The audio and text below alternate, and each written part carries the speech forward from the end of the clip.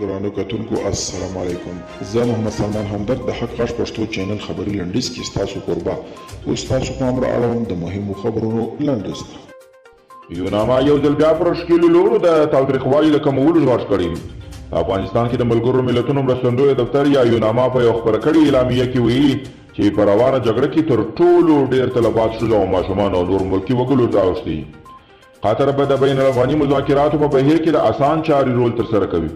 د راپورونو له مخې د طالبانو او افغان حکومت مذاکراتي پلاوري پرېکړه کړې چې قطر به د یوه درېمګړي په توګه د دواړو لورو ترمنځ پر اختلافي مواردو د حل لپاره د اسان چارې رول ترسره کوي.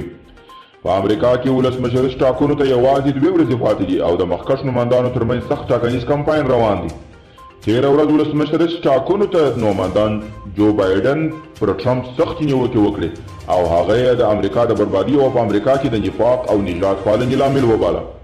او یو تښتول شوی امریکایي تابع په نایجیریا کې د امریکا د ځانګړو ځواکونو عملیاتو په لړ کې ژغورل شوی.